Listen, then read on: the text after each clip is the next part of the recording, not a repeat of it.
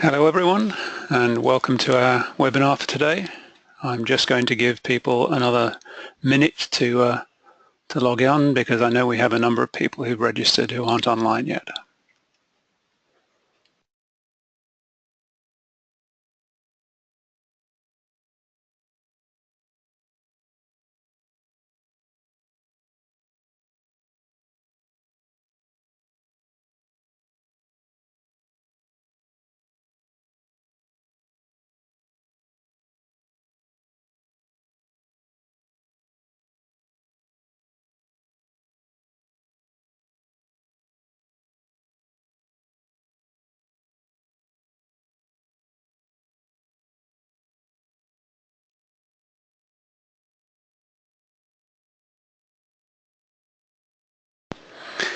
Okay, let's get this show on the road. Hello everyone and welcome. Thank you for joining our webinar today on the impact of PDF 2.0 on print production. My name's Martin Bailey and I'm CEO for Global Graphic Software. So just to get us started, a few logistics. I don't know if you heard the announcement from the nice recorded lady at GoToWebinar, but you're all on mute. And one of the reasons for that is we've got a lot of stuff to get through today.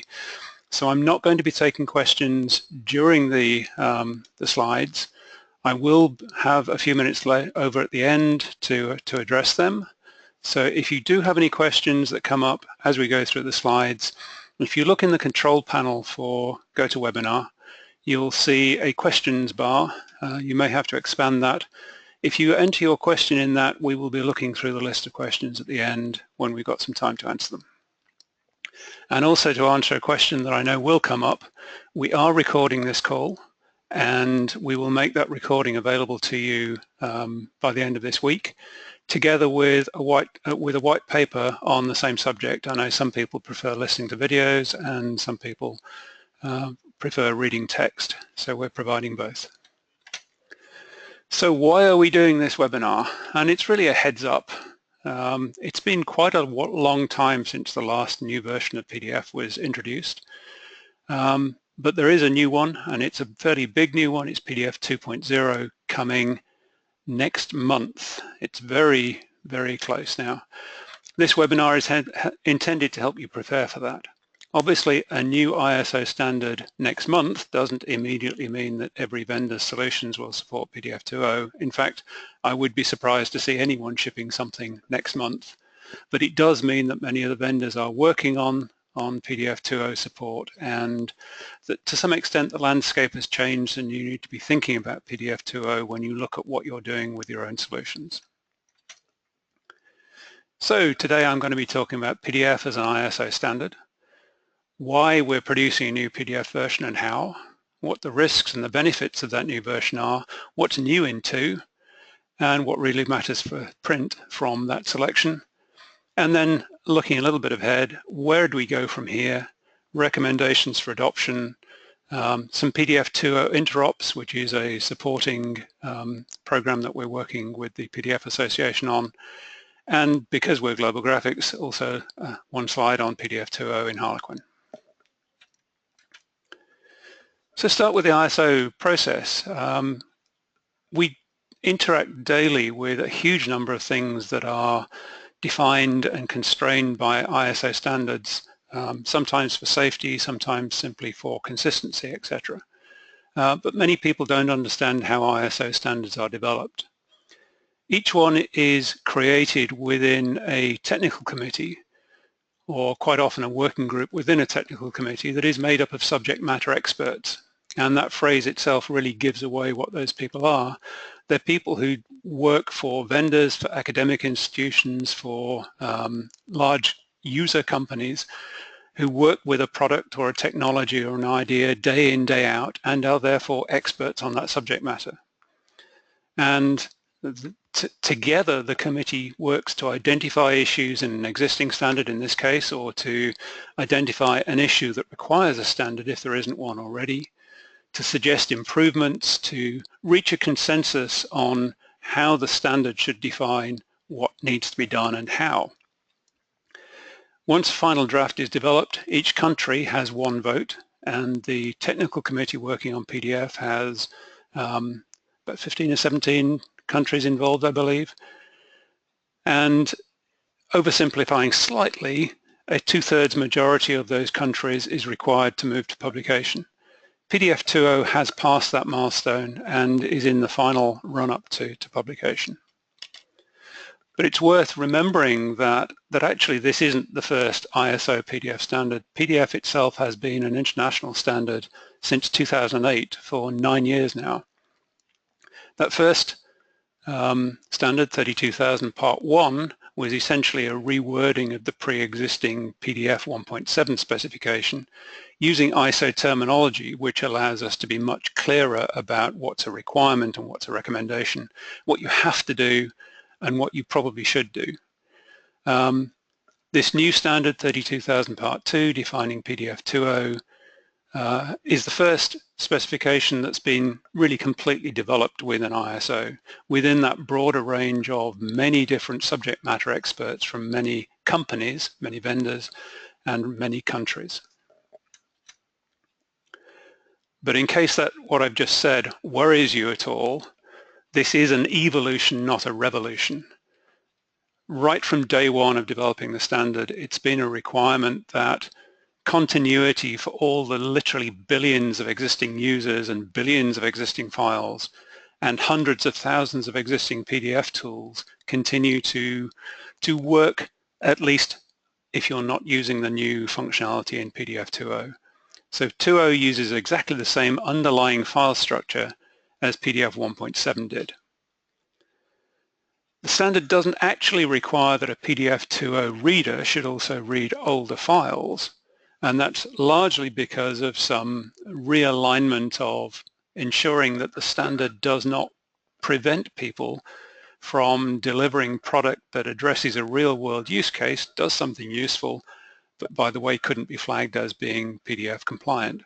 So it doesn't require that an older file be read by a new reader, but having said that, the whole point of PDF is that continuity, and it's very hard to imagine any vendor putting out a tool that only reads PDF 2.0 and can't handle 1.7 as well. Before I dive into some of the more technical detail, I'm not going to be that technical, about what's new in PDF 2, it's worth pointing out that one of the greatest benefits is hard to show on a feature list because it's not actually a feature. It's that those subject matter experts have gained real-world experience over multiple years using PDF 1.7 and have, between us, tripped over several places in the standard where the text was a little too vague or a little too incomplete. One example, or a sort of an analogy I give for this is that if you had a specification, obviously not PDF, but if you had a specification that said that you must drive out of a city on the biggest highway to the west, then most vendors around the world would drive out of the highway on the right-hand side of the highway because that's what you do in the US and most of continental Europe, etc., etc. Some of us would drive down that highway on the left because I'm British and that's what we do, and so do a few other countries. It's not a great situation if you've got different people driving on different sides of the road. It tends to lead to unfortunate consequences. There were a few places in the PDF specification that didn't pin down the detail of exactly what people had to do at a close enough level to prevent that kind of collision, if you like. What that means is that products from multiple vendors didn't always produce exactly the same output. If you're rendering a page for viewing on screen or on print, for instance, you didn't always get exactly the same rendering. So what we've done in PDF 2.0 is to clarify and complete that text so output should be much more consistent. Before I go any further, I also want to highlight that there are obviously risks in changing a format as successful and as widely used as PDF. In this particular instance, PDF was designed explicitly to be extensible so that vendors could add proprietary information into a file and it wouldn't trip up reading applications, consumers from other vendors. What that means is PDF readers are supposed to ignore keys they don't recognize.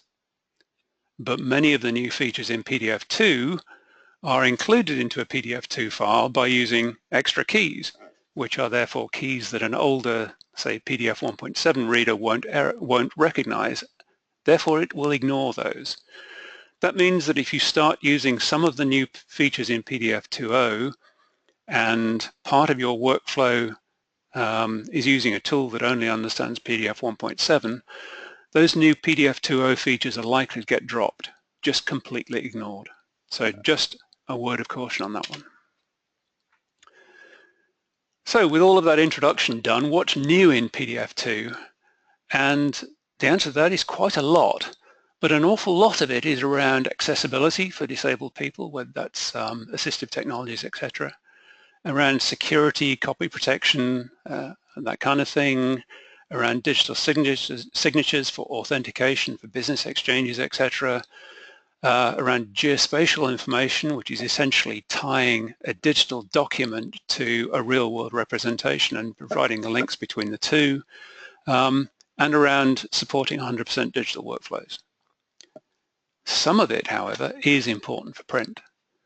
So I'm going to talk about page-level output intents, black point compensation, color space inheritance, transparency tweaks, halftone changes. It doesn't matter if you don't understand those very quick headlines, because I'm going to dive into a little bit more detail.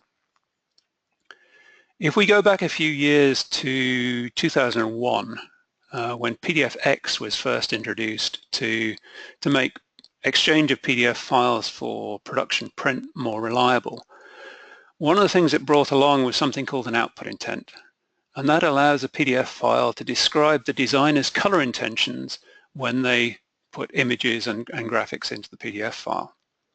PDF2 picks up that idea and adopts it for all PDF files, not just for PDFX, and then it extends it slightly so that you can now have one of those output intents per page instead of only one per job. What this means is that you can now create a PDF2 file that carries the designer's color intentions even if there are multiple media being used to print that job. Just take the example here I've got on the screen. If I'm producing a booklet that's got different media for the cover and for the book block inside, then now you can carry all of that information in the PDF file. Another area that people have talked a lot around color for production print over the last few years is black point compensation. And now for the first time, PDF2 can allow individual graphical elements within a job to say, yes, please apply black point compensation when you're doing color management for this object, but don't apply it to some other object. I'm kind of on the sidelines for this one in that I'm not entirely sure what the real world impact will be. Many printers, especially in Europe, already turn on black point compensation for every job they run anyway. So perhaps a job could say, please don't use BPC, but it's not clear that you should necessarily trust the job over what the print company is doing in that particular instance. And if a printer isn't already turning on black point compensation for every job, then they may well not have tested their output device profiles with black point compensation, and you may not get a result you really want if you do turn it on. So I think time will tell on this one. If you're a big fan of black point compensation, then you're probably using it already and this won't make any difference. If you're not a big fan, then you probably haven't tested your output, and it may trip people up. But one of the biggest problems that we've seen in production print environments around color management has nothing to do with black point compensation. It's all around how you take multiple sources together that were prepared for the same printing condition, for instance, display ads in newsprint or publication, or that are being printed together on the same substrate, gang printing, etc. How you take those files, especially if they're PDFX files, especially if they've got output intents, and they use different profiles even if they're prepared for the same printing intent.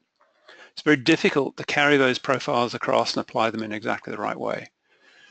PDF2 jumps through a few hoops in terms of supporting inheritance of color spaces from one level in the document, from one advert that's been placed in a particular location on a page, and applying it to everything inside that ad, even if those elements within that ad are not explicitly tagged with the profile that you need to use. I'm not going to go into the technical details because it does dive down some very deep technical holes very quickly, but suffice it to say that this seems to be capable of providing what a lot of people have been asking for some time. One of the areas that is still tripping people up around PDF is live PDF transparency that came in with PDF 1.4 quite a few years ago. In general, different products from different vendors are now far more consistent than they were even a couple of years ago, and the situation continues to improve. PDF 2.0 is going to help with that, in that one of the biggest areas around the kind of clarification and completeness that I talked about on a previous slide is around color transforms in association with live PDF transparency. And bottom line is better uniformity, better consistency across multiple products and multiple vendors. And there was also a little area where, for historical reasons, the PDF specification did not align with what most of the vendors were doing, or certainly most of the major vendors such as Adobe Acrobat and the Harlequin RIP. So we just adjusted a couple of the color blending modes so that they match what the major vendors have been doing for some time. It's only some edge cases, but if you see the difference in the output, it can be fairly significant if you trip over those edge cases. So halftoning. Everyone tells me that halftones are a solved problem, and we've been doing halftones right for 20 years. And people also expect that if we do anything new in PDF2, we're probably doing it for digital production. Well, I've got some news for you. There are a couple of changes around halftoning, around screening in PDF2 that are probably most valuable for Flexo workflows. One of them is that, again, for historical reasons, the PDF specification had some very strict constraints about how you could specify a particular halftone that should be applied to a particular graphical element. Now, in offset world, in digital world, those tend not to matter very much because you tend to override all the screens in the PDF file and apply what the printer thinks is right for that particular job or for the particular press. Whereas in Flexo, it's vital that the halftone associated with the graphical element is actually applied when you're processing that job. And now in PDF 2.0, we've loosened some of the constraints. We've allowed people to use custom names for spot functions, and we've also allowed people to give a list of custom names for spot functions so that when you're working in a proprietary environment but you don't know which proprietary environment that particular file is going to get printed with or rendered with, you can allow the RIP to choose which one it's going to apply. And there's also some changes to allow graphical elements in live PDF transparency to be to apply the screen that people really want rather than some of the arcane rules in the old PDF specifications causing the wrong halftone to be selected. So some of what's in PDF 2.0 is forward planning that doesn't actually give you anything immediately. And there's some work here in terms of embedding spectral ink measurements, especially for spot colors in output intents, using another standard called CXF X4. So far you can embed that data, but there's no explicit instructions on how you use it. There are a number of people doing different things with their own proprietary solutions, but there is some work starting to harmonize what you do with that data, again in the interest of maximum uniformity across different products. And there's also some work in PDF2 to support hierarchies of metadata associated with page ranges, And there's a standard called ISO 21812 on workflow control in development that will provide a framework for using that data. So what we've done in PDF 2.0 is to provide a foundation for those other standards to build on. I said not everything in PDF 2.0 is for print. In fact, most things in PDF 2.0 are for print. One thing you should be aware of is that there is a new AES 256 encryption involved. As soon as you add a password to a PDF file, then the file itself or the contents of the file are encrypted. So there's a new encryption algorithm, and every other encryption algorithm defined has now been deprecated, meaning it shouldn't be used, which means there may well be a push towards adopting AES 256. Now, if you're rendering or if you're processing PDF files in a secure environment, your solutions must therefore be able to handle these. But more importantly, this is one of the very few areas where an older PDF reader won't simply ignore new features in a PDF2 file. It may error and fail to continue because all of that data is encrypted in a way that the older reader can't understand and can't unencrypt. Outside of encryption, outside of print, one of the most important areas, in fact, one of the largest single areas of development work in PDF 2.0 has been around accessibility. Now, I'm expecting this through activists, through governments, through large enterprises, trying to ensure that they are in compliance with their country's regulatory environments around accessibility. I'm expecting this work to drive their adoption of PDF2 because it's an easy way for them to tick in the box and say, yes, we fully comply. We can handle all of the structural data that is required to reformat for large print or to do a screen reader, for instance. And if those organizations are using PDF 2.0 for accessibility, why would they not also send that same PDF 2.0 file to their print service provider for printing? This may well be what pushes the door open for PDF 2.0 in print faster than anything else. So I've talked about PDF readers not necessarily understanding or not even noticing new PDF2 features. One thing they can do is to recognize that a file they're trying to process is PDF 2.0. The very first line of the file, as you can see in that screen grab there, includes a version number. That's not the only place in the file that can have a version number, so I'm oversimplifying slightly, but suffice it to say that a PDF reader can always figure out what version the file it's reading is. So if a PDF 1.7 reader knows it's reading a PDF 2.0 file, what should it do? What it can do is just stop processing, say, I can't handle this, or it can warn and say there may be something in here that I can't handle, and then carry on anyway, or it can just silently continue. Now, the thing is that reader doesn't know enough about what's in PDF2 and what the new features are to know whether anything in that file that goes beyond PDF 1.7 is relevant for your workflow, is important for you. And therefore, our recommendation at this point is that products should warn and continue.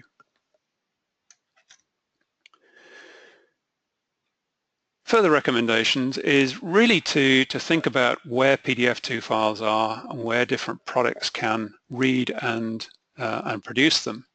If you think about a very, very oversimplified print production workflow, and you think about the direction that the PDF files flow through it, the best order to do your upgrades is to start at the end. That way, you're never sending, at least in theory, you're never sending a PDF 2.0 file to a product that can't read it. And you can upgrade the tools earlier in the workflow once you've got the end of the workflow correct. Now, of course, if you're taking pre-made PDF files from your customers, you know you're going to get PDF 2.0 files from them, whether or not you tell them you can't handle it. You know it'll come. So our recommendation there is educate them on PDF 2.0, make sure they understand the issues, what will work, what won't work, and then upgrade your tooling anyway to take those files, to take away that barrier to sales and to working with them as soon as you can. One last little detail, and you'll see why on the next slide that I want to talk about, is deprecation. It's a technical term that's used in software development that basically says, recommend that you don't use this, but I guess if you really want to, you can. So PDF 2.0 deprecates many structures in earlier PDF versions. That means if you're writing a file, you should not use those structures. If you're reading files, you should ignore those structures in the file that you're reading. Now, that's a statement that needs to be treated with a pinch of salt and a little caution, because if you think about a workflow where the designer has created the PDF 1.7 file and then you imposed it through an imposition engine that created the output as PDF 2.0, and then you submitted that PDF 2.0 file to your RIP, you don't want the RIP to be ignoring stuff in that file simply because it's in a structure that is now deprecated in the PDF2 file. So our recommendation is to use the arrows and crosses in that diagram on the right. If you're creating a brand new file with your software, if you're writing software that's creating a brand new file, then don't use the deprecated structures when you're making those. Everywhere else, continue to support them. Don't ignore them when you're reading the files. And if you're reading and then exporting as a file editor like an imposition engine, then carry that data all the way through. So, questions to ask your vendors as you move towards understanding PDF 2.0 and what it means for your workflow. For the current products you're working with, so the current products from your preferred vendors, ask them what their products will do if they're given a PDF 2.0 file. Are they going to warn? Are they going to abort? Are they just going to silently ignore it and let you fall into a hole? In the future, ask them when they're going to be shipping PDF 2.0 support, whether those PDF 2 products will also consume or create older versions of PDF. And as I said right up at the beginning, I would be amazed if anyone says their products will only support 2.0, they'll all support earlier versions. It's still worth asking. And finally, what are their plans around deprecation of features in PDF 2.0, which is why I put that previous slide in. So a quick one, because I'm with Global Graphics, and that's the company behind the Harlequin RIP. Quick statement on where we are with that. We've been working towards PDF 2.0 support for over a year now. We've had PDF 2.0 pre-release support available to our OEMs and our other partners for several months now, and we will be supporting PDF 2.0 in our next major version in Harlequin 12. Now, as I said before, start at the end of your PDF workflow and work upstream, and obviously a RIP tends to be the end of a PDF workflow because what comes out isn't PDF anymore, it's TIFF or a proprietary raster format, and therefore it should be upgraded early in the process. And we're working hard to make sure that our OEMs and our customers can do that. Now, alongside delivering the standard, just getting the text right is a huge part of the process, but obviously then there are a lot of vendors who have to do a lot of work to upgrade their products.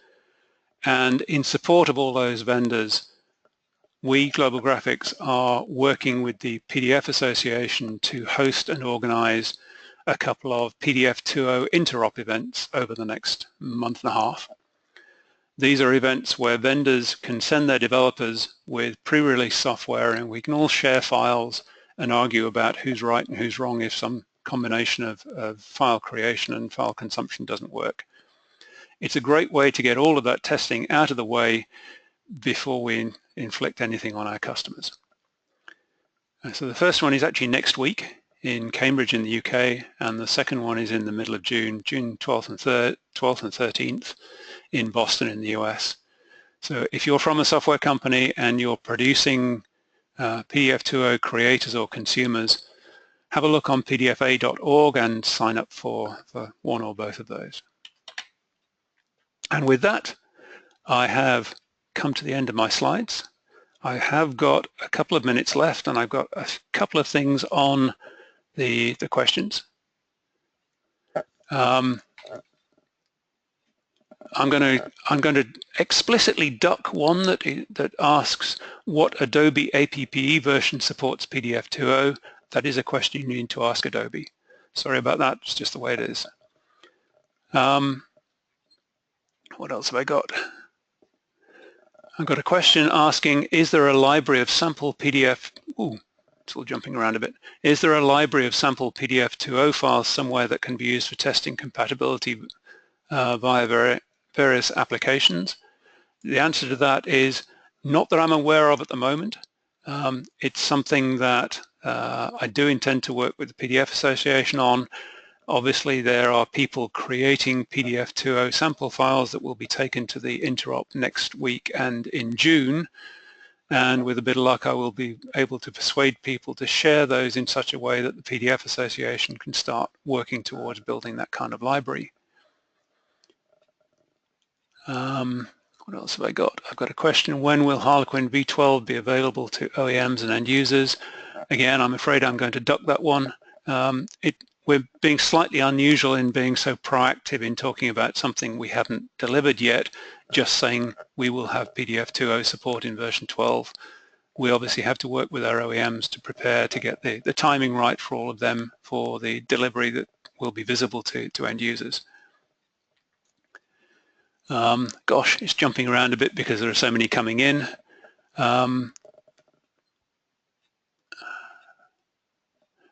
There's a question around, will the output intents for PDF2 allow PDFs the ability to create paper tray or media tray calls for printers? We get a lot of projects which require variable tray calls from the printer and always have to turn these jobs as PCL or PostScript and not PDF. The output intents themselves won't implicitly do that, but actually that's exactly one of the targets of the ISO 21812 work, which is based on the depart structures rather than the output intents. I didn't put my email address on here, but when you get the an email with with links to download the white paper, it'll have my email on there, I think. Drop me a line and we can talk more on that. Got a question from around, what about mixed transparency blending, RGB and CMYK objects? Will this be processed correctly? That, I think, depends on what you mean by correctly. One thing I can say is it will be processed more consistently by products from different vendors.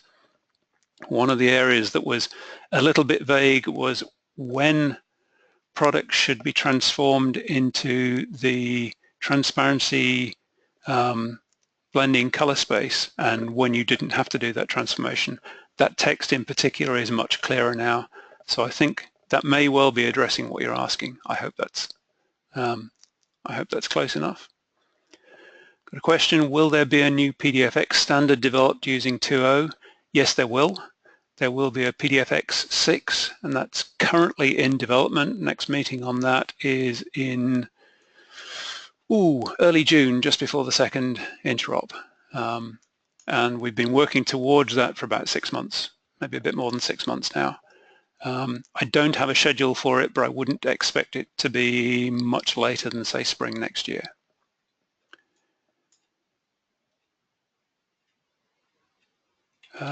Question, is it possible to handle spot colors using the same name in different PDFs with different alternate colors in an imposition with PDF 2.0? That's actually really a question for the imposition vendors, because when you combine multiple PDFs together and they use the same name for spot colors but different alternates, then that's not a clearly defined route in the PDF specification. It's more of a processing requirement.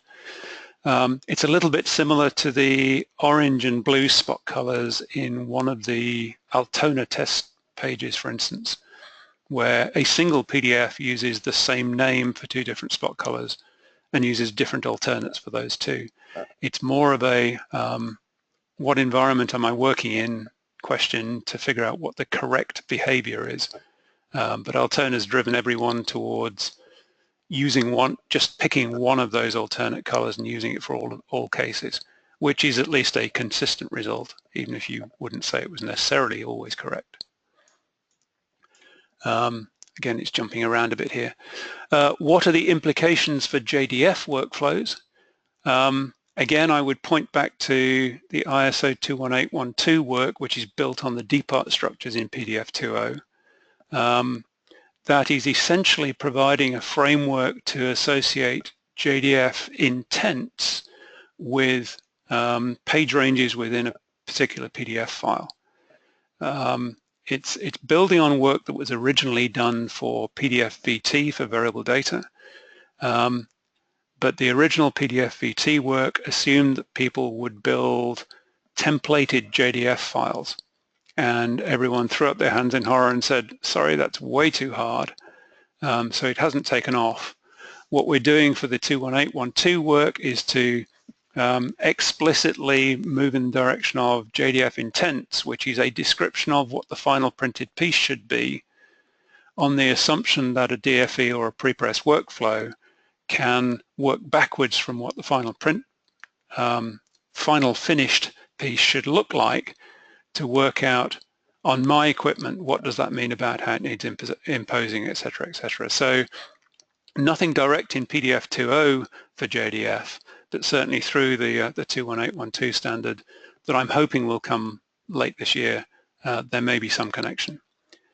Now, I'm aware I'm somewhat over time and I'm still getting questions in, so I'm going to continue asking these, but I accept that some people may have to drop off. I've got a question here saying why only dodge and burn mentioned. These are the transparency blending modes.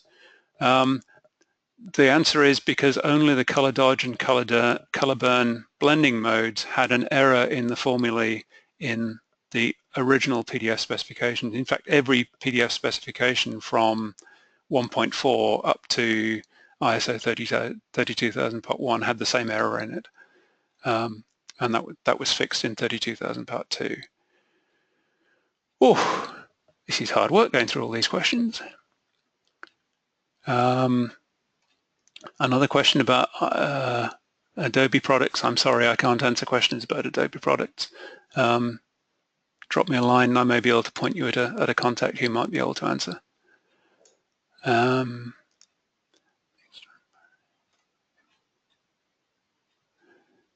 What have I missed? Any new areas relating to layers and die lines? There's nothing specifically around layers and die lines in PDF 2.0. There is, however, a new standard in development that talks about processing steps, which is all about providing standardized ways of recognizing whether what the function of a layer or what might have been included in a PDF file as a technical spot separation is. So you can, regardless of what language the operators are working in, for instance, once that standard is published and in use, it will be possible to explicitly say this optional content, this layer, PDF layer, is a cut line, this is a braille mark, this is a barcode, etc. I'm desperately trying to remember what the number of that standard is. I think it's 19593. But apologies if I've got that wrong. That development is going through at the moment. I've got a draft for the next cycle of balloting on my desk at the moment. It may well be published around the middle of this year. It may be towards the end of this year, but there is work going on in that area, just not in PDF 2.0 itself.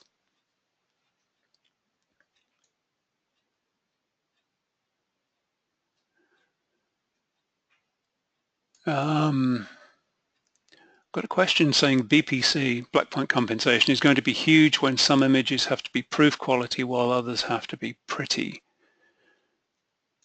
Okay, so this is from Don Hutchinson, and I will happily defer to Don's viewpoint on color management. So what you're basically saying is there really is a value in a single PDF page having some images that are tagged for black point compensation to be applied, and others for black point compensation not to be applied. Okay, thank you very much. That's my learning point for today, I think. It's not a use case that had been pointed out to me before. Oh, and I think that's probably, I think I've caught all the questions. It's quite difficult to read them all in a very long list here, and I am aware I'm also 10 minutes over my time, and everyone's time is valuable these days. So I'm going to call a halt there and say thank you very much for attending. You should be getting an email in the next day or so with links for the recording of this webinar and for downloading a white paper so you can see the same data and perhaps more in text for reading as well. Thank you very much.